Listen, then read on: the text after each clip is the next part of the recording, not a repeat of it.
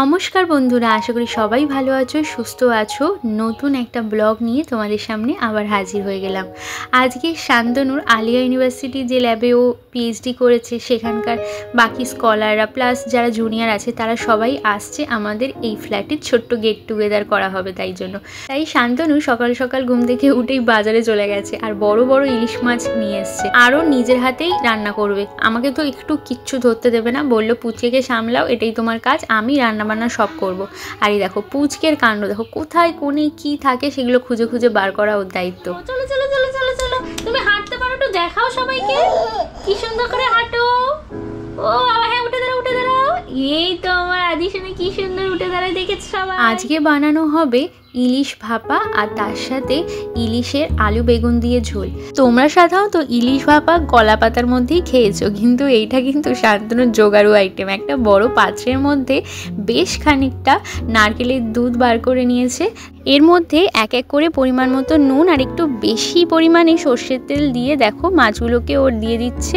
আজকে অনেক দিন পর সবাই আসছে, তাই জন্য মনটা ভীষণ ভালো। আর রান্না করতে হচ্ছে না বলে মনের ভালো লাগাটা ডবল হয়ে গেছে। ওকে দেখো বললাম একটা মাছ তুলে দেখাও, কত বড় সাইজে। ও সকাল সকাল গিয়ে সব থেকে বড় মাছটা, মানে বাজারে বড় মাছটা নিয়ে এসছে। তারপর এর মধ্যে 5 থেকে 6টা চিড়ে রাখা কাঁচা লঙ্কা আর অল্প একটু হলুদ দিয়ে পাত্রটাকে একটা প্লেট দিয়ে ঢেকে দিয়েছে। আর এয়ারটাইট ব্যাপারটা যাতে হয় তাই জন্য বাড়িতে হামাল দিস্তাটা ছিল সেটাও উপরে চাপিয়ে দেওয়া হয়েছে। ওটা দমে বসিয়ে দিয়েছে। ততক্ষণে সেকেন্ড রান্নাটার জন্য কড়াইতে তেল গরম করে নিয়ে এক এক করে ইলিশ মাছগুলো ভেজে নেওয়া হচ্ছে। ছোটবেলায় বাড়িতে যখনই ইলিশ মাছ রান্না হতো মা এই ইলিশ মাছের তেলটা আলাদা করে সাইড করে রেখে দিত। আমি গরম ভাত দিয়ে খেতে ভীষণ ভালোবাসি। আজ শান্তনুকেও বললাম যে ভাজ্য যখন মাছটাকে তেলটা সাইড করে রেখে দেবে, আমি খাবো, আর যদি কেউ খেতে ভালোবাসে তাদের জন্য রেখে দিও।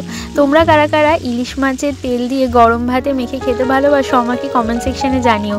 মাছটা দেখো ভাজা হয়ে গেছে। এরপর ওই তেলের মধ্যেই অল্প একটু কালো জিরে দিয়ে তার মধ্যে কুচি করা পেঁয়াজগুলোকে দিয়ে দেওয়া হয়েছে। পেঁয়াজটা হালকা হালকা লাল হয়ে যাওয়ার পর এর মধ্যে এক এক করে আলু আর বেগুনটা দিয়ে দেওয়া হচ্ছে। আমি না জানো, ও যখন সবজি কাটছিল আমি অতটা লক্ষ্য করিনি যে ও ইলিশ মাছের জন্য আলু আর বেগুনটা কাটছে, না হলে আমি তখনই ওকে বলতাম। আসলে আমাদের বাড়িতে যখনই মাছ রান্না হয় তখন আলু আর বেগুনটা একটু লম্বা লম্বা করে কাটা হয়, তাই যাদের এরমভাবে খাওয়া অভ্যস্ত তাদের একটু এই কাটিংটা অদ্ভুত লাগতে পারে। তো যাই হোক, এরপর ওর মধ্যে নুন হলুদ দিয়ে ভালো করে ভাজা ঠাজা করে নেওয়ার পর জল দিয়ে তারপর মাছগুলোকে এক এক করে দিয়ে দিচ্ছে। তারপরে মাছ দিয়ে দেওয়ার পর উপর থেকে বেশ খানিকটা প্রায় 5 থেকে 6টা মতো কাঁচা লঙ্কা দিয়ে দেওয়া হয়েছে। সেটাকে দিয়ে ভালো করে নাড়িয়ে চাড়িয়ে এবার এটাকে ফুটতে দেওয়া হবে। তাই উপরের ঢাকনাটা ভালো করে বন্ধ করে দিল। চলো, এটা যতক্ষণ ফুটছে ততক্ষণ আমরা দেখি আমাদের যারা গেস্ট আছে তারা কত দূর। শান্তনু ফোন করতে গিয়ে দেখলো ওরা প্রায় দোরগড়ায়, কিন্তু ততক্ষণে আমাদের আদিশোনার চোখ ভরা ঘুম। তাই ওদেরকে বলছিলাম দেখো তোমরা এত দেরি করলে যে আদিত্য কিন্তু ঘুমিয়ে পড়েছে। ট্রেন চালাবো বড় হবে না, সে মেক্সিকো গিয়ে ঘুমাবে আর এখন উঠবে না। ওরা আসার পর সবাই একসাথে বসে বেশ কিছুক্ষণ জমিয়ে আড্ডা দিলাম। আসলে শান্তনু আর আমি দুজনেই একই ইয়ারে পাস আউট বলে ওর বন্ধুরা বলো, ওর যত পিএইচডি স্কলাররা ওর সাথে যারা করে তারা সবাই আমারই সেম এজের, আর সেই জন্য ভাইবটাও ওদের সাথে বেশ মেলে। তাই জমিয়ে অনেকক্ষণ আড্ডা দেওয়া হলো। তারপর আমাদের আদিশোনা ওঠার সঙ্গে সঙ্গেই সবাই ওকে কোলে নিতেই আগ্রহী।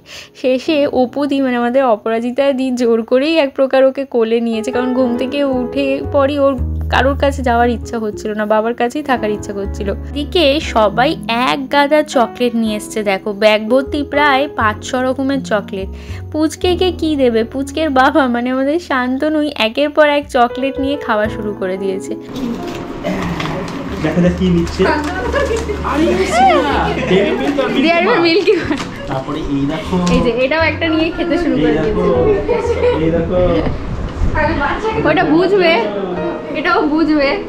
এই ট্রেনটা বানিয়ে দিলে ওকে, হ্যাঁ তাহলে বুঝতে পারবে। ঠিক এই খাবো যখন আমরা প্রথম আসলাম এইটুকু পাগুলো ছিল, এইটুকু, হ্যাঁ এইটুকু ছিল, কি রোগা ছিল, আর কি রোগা। মাথাটা একটা কমলা লেবু, মাথাটাই ছিল মনে হয় এটা কাঠির উপর এটা রসগোল্লা বসিয়ে দিয়েছে ওরকম টাইপের। এইটুকুর মধ্যে চলে আসবে, এইটুকু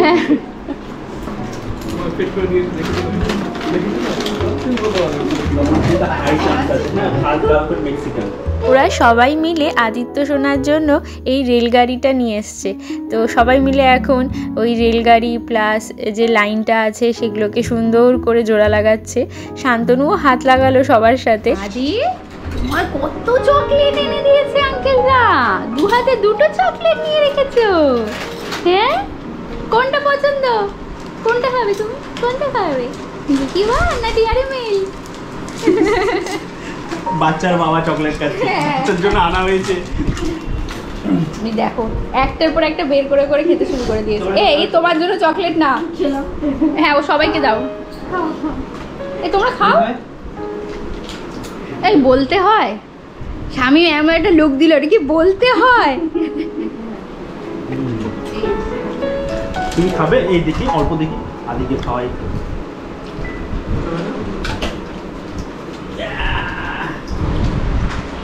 ওর মিল্কি বারটা খুব টেস্টি লাগবে, অথবা এই ডেয়ারি মিল্কটা, এটা নরম আছে। খেলনাটার প্রত্যেকটা পার্টস জোড়া লাগানোর পর এখন কিন্তু রেলগাড়ি সেই ছুটছে, আর আদিত্য সোনা খুব আগ্রহের সাথে দেখছে জিনিসটা। কি করছে? না বলো না, আদি বলো না। কি কুচির গাড়ি, কুচির গাড়ি, ও বাবা দেখো কি সুন্দর ট্রেন এনেছে সবাই। তো এগুলো ওরাই দিয়েছে, এটা কিন্তু হেভি কালার দিয়েছে। আর এটা দেখো, এটা মনে হচ্ছে অরিজিনাল, জানো তো, কোষে কষা থেকে মনে হচ্ছে অর্ডার করা হয়েছে। হ্যাঁ হ্যাঁ, না না লবণ কম দিয়ে ভালো লাগবে, ইলিশের না একটা টেস্ট আছে।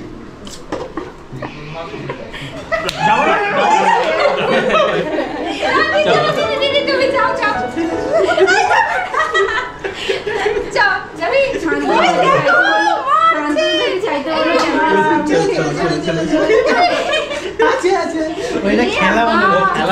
আমাদেরকে তো ট্যাগ দিয়ে দিলি, ট্যাগ দিয়ে দিলি যে আমাদেরকে।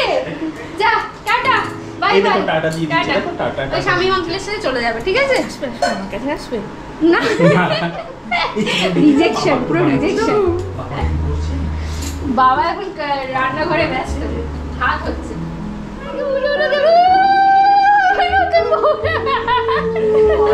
পেছনে জামাইটা তো লজ্জা করছে কেন? বসো বসো।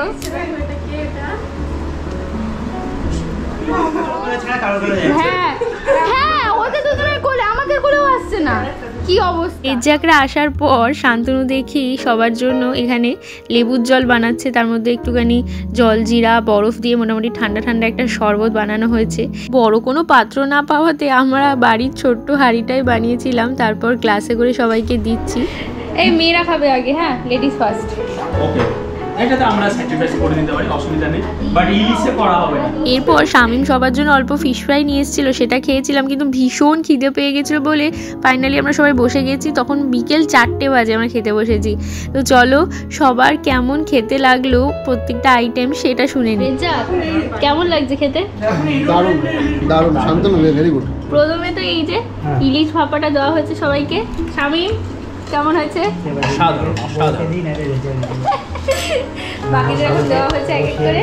আমি এতটা পুচকে নিয়ে বসে আছে দিল্লারা, আমি এখন এদের সাথে খেতে বসবো। এখন খাওয়া দাওয়ার পর একটু গল্প করলাম, আর রেজ্জাক সবার জন্য মিষ্টি এনেছিল সেটাও খেলাম। কিন্তু প্রায় 5:30 বাজে, সবাই যেহেতু দূর থেকে এসছে ওদেরকে যে কিছুক্ষণ বসে আরও আড্ডা দিতে বলবো সেটার উপায় নেই। সবাই যাচ্ছে, চলো আমিও এখানে সবাইকে টাটা বলে দিচ্ছি, তোমাদেরও টাটা। এখানেই ব্লগ শেষ করলাম। আর যদি ভিডিও ভালো লাগে তাহলে like share and subscribe my channel. Bye, ভালো থেকো, সুস্থ থেকো।